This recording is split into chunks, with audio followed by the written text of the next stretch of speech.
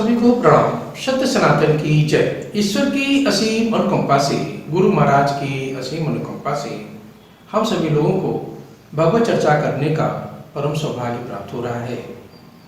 हम सभी लोग श्री रामचरितमानस के लंका कांड का रसास्वादन कर रहे हैं, उसके आध्यात्मिक पहलू को देख रहे हैं।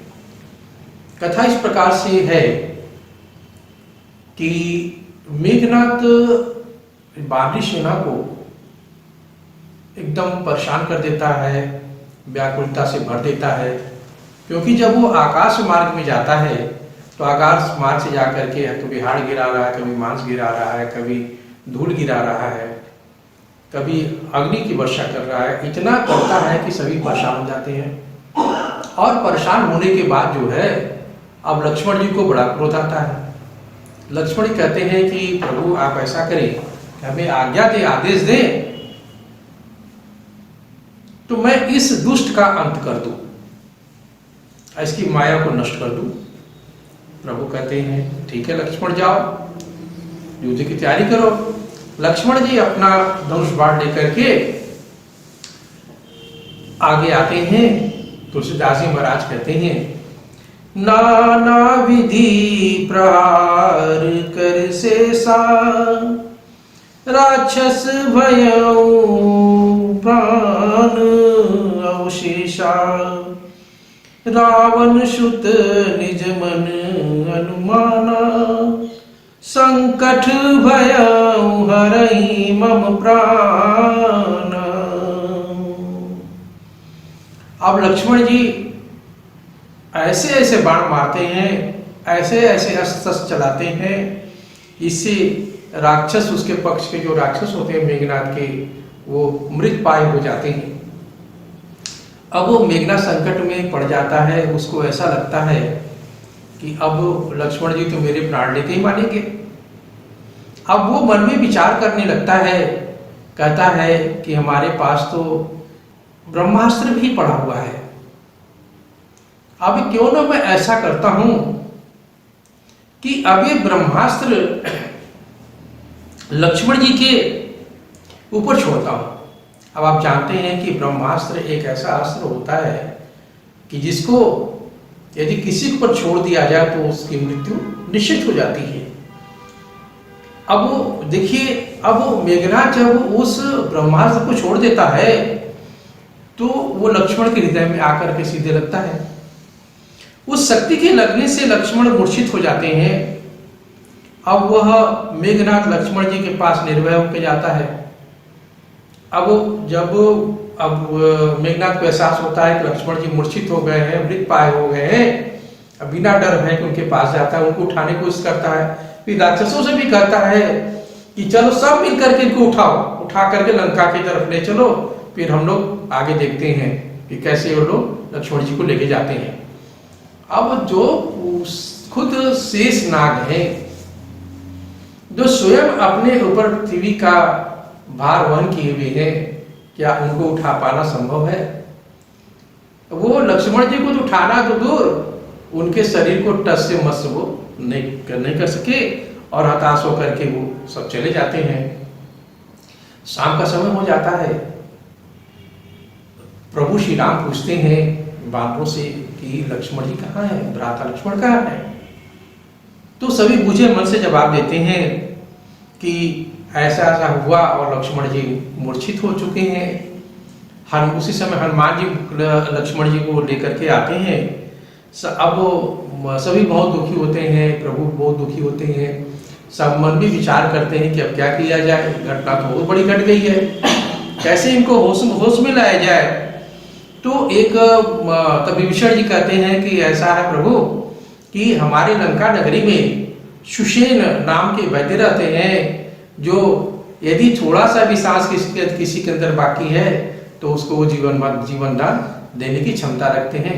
आप देखिए, ये हमारी अपनी ऐसी भारतीय संस्कृति है कि बिना न कोई जांच, न कोई दवा, न कुछ वगैरह वगैरह, लेकिन इतना बड़ा कला था वो हमारे समय में, हमारे आयुर्वेद में, कि एक संजीवनी बूटी के नाक के मात्र दवा देने से लक्ष्मण की जान बचती, जैसा आप लोग जानते हैं। तो भी कथा आगे लेके चलते हैं। राम पदार बिंद सिर नायवाई सुसेन, कहा नाम गिरि औषधि, जाहु पवन सुत लीन। हनुमान जी लंका जब जाते हैं और जाकर के अब वो रात, चूंकि रात्रि का समय है, शाम का समय, रात्रि का समय है, मिलन की बेला है, उसमें सुसेन को जो है क्या करते हैं कि उसके घर से उठा लाते हैं। अब वो यहाँ पर आता है तो अब वो दरवाजा खोल के दिखता है हम कहाँ पर आ गए। फिर वो प्रभु को प्रणाम करता है। भक्त तो वो भी है, प्रभु से पूछते हैं कि मेरा ये भाई इस तरह से मूर्छित है, इनके लिए वैद्य जी जल्दी से कोई उपाय करिए जिससे ये होश में आ जाए। तब सुसेन वैद्य हनुमान जी से कहते हैं, हनुमान जी आप एक काम करिए कि आप हिमालय पर्वत पर जाइए, हिमालय पर्वत पर जाकर के वहां से ये जो औषधि है संजीवनी नामक जो बूटी है उसको आप लेकर के आए, जिससे कि लक्ष्मण जी की जान बच सके। उधर रावण को सारा समाचार मिलता है और इधर हनुमान जी चलते हैं आकाश मार्ग से, पहुंचते हिमालय पर्वत की तरफ। उधर रावण को सारा समाचार जब मिलता है तब वह मायावी कालनेमी से मिलता है। कालनेमी इतना बड़ा मायावी राक्षस था कि जो मन करे घर बना दे, मन करे पानी बना दे, मन करे तालाब बना दे, बहुत ही निपुण था माया करने में। तो अब वो रावण कालनेमी से मिलता है तो उसको सारा वृत्तांत बताता है, कहता है कि देखो ऐसा ऐसा हो गया है और हम लोग अब युद्ध जीतने वाले, क्योंकि लक्ष्मण यदि जीवित नहीं बचेंगे तो जो श्री राम है वो तपस्वी है, वो भी उसके दुख में वियोग में मर जाएंगे और फिर हम लोग निष्कंटक राज्य कर सकते हैं। तो कालनेमी रावण को समझाता है, कहता है कि ये तूने क्या कर दिया, तू नहीं जानता है कि वो ब्रह्मांड के नियंता है, ब्रह्मांड के मालिक हैं, सभी चराचर प्राणियों के वो स्वामी हैं और तू उसी जगदम्बा को हरण करके ले आया है। अब भी समय है कि तू समझ जा बात को और माता जगदम्बा को, माता जानकी को सप्रेम ले जाकर लौटा दे और अपनी गलती की क्षमा मांग ले। अब रावण जो है वो क्रोधित हो जाता है, कहता है कि या तो तू मेरी बात मान, जैसा मैं कहता हूं वैसा कर, और नहीं तो अभी तुझे मार डालूंगा। अब कालनेमी विचार करता है कि इस अधमी पापी के हाथों से मरने से तो अच्छा है कि हम प्रभु के हाथों में मरे या प्रभु के कोई भक्त हो उसके हाथों में मरे, इससे मेरी भी सदगति हो। वो रावण को मन ही मन कुछ उल्टा सीधा बोलते हुए कहता, अच्छा ठीक है राक्षस राज रावण, जैसी तेरी आज्ञा, मैं तो तेरे राज्य में ही रहता हूं, जैसी तेरी आज्ञा हम ऐसा कर। वो फिर जाता है। अब रास्ते में एक तालाब बना देता है, उस तालाब में एक शापित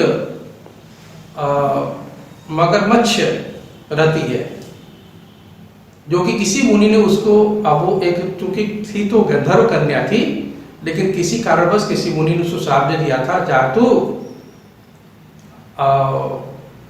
मकर हो जा, मगरमच्छ हो जा। और तो वो जब उनसे माफी मांगती है उस मुनीश्वर से, तो मुनीश्वर उसको कहते हैं कि जब हनुमान जी आएंगे तभी तेरा उद्धार होगा। अब देखिए अभी सारा परिदृश्य उपस्थित हो जाता है, तालाब बन जाता है। अब कालनेमी मुनि वेश में बैठ करके मंदिर में बैठ करके प्रभु श्री राम राम राम राम का कहने लगता है। अब हनुमान जी जब जा रहे हैं तो उनको थोड़ी थकावट महसूस होती है, प्यास भी लगती है, तो सोचते हैं कि हाँ तालाब दिखाई पड़ रहा है, थोड़ा सा जल पी लूं, जल पी करके फिर आगे बढ़ता हूं। तो वो जब वहां पर आते हैं तो देखते हैं कि जय श्री राम अपना वो किए हुए है, प्रभु के नाम का सुमिरन किए हुए है। तो उसके पास जाते हैं, सर झुकाते हैं, सर झुका के कहते हैं कि और वो कुछ और अच्छी अच्छी बातें बताता है, तो हनुमान जी उसके जो है बातों में आ जाते हैं। तो हनुमान जी कहते हैं कि आपका आदेश हो तो मैं थोड़ा जल पी लूं। तो यही चाहता था। और आगे आगे मुनि कहता है कि तुम्हें मैं कुछ और ज्ञान की बात बताऊंगा जिससे कि तुम्हारा और जल्दी कुछ भला हो जाएगा। अब तुम ऐसा करो कि जाओ पहले स्नान कर लो तालाब में, फिर पानी पी लो, फिर मेरे पास आओ, थोड़ा सा और ज्ञान की बात लेकर के फिर अपने काम में लग जाओ, प्रभु के काम में। प्रभु का काम कौन रोक सकता है? इतना उनको विश्वास में वो ले लेता है। अब चूंकि निर्मल मंजन सो मई पावा, मोहि कपट छल छिद्र न भावा। हनुमान जी तो बड़े निर्मल मन से जहाँ पे प्रभु की चर्चा होने लगती है वो तो पूरा सुदबुद होकर के उनके ही सुमरन में लग जाते हैं। अब जैसे ही हनुमान जी तालाब में जाते हैं स्नान करने के लिए, वो जो मगरमच्छ है वो उसका पैर पकड़ लेती है हनुमान जी का। अब हनुमान जी उसको कहते हैं अच्छा ये इस प्रकार का चक्कर है। उसको एक लात कस के मारते हैं और उसकी वहीं पे मृत्यु हो जाती है। और मरते मरते चूंकि वो शापित थी, गंधर्व कन्या थी, अप्सरा थी, तो कहती है कि भैया हनुमान जी मैं तो आपके चरण प्रहार से ही मेरी तो मुक्ति हो गई, मैं तो शापित थी, मुझे तो मुनीश्वर ने श्राप दिया था। और ये जो आप जिसको आप तपस्वी समझ रहे हैं, मुनि समझ रहे हैं, ये भयानक राक्षस है, ये रावण का भेजा हुआ है, कालनेमी है, और आपको सिर्फ आपका समय नुकसान करने के लिए जिससे रात्रि बीत जाए और लक्ष्मण भैया न बचे, ऐसा कुछ उपाय करके बैठा हुआ है। हनुमान जी को बहुत बहुत गुस्सा आता है।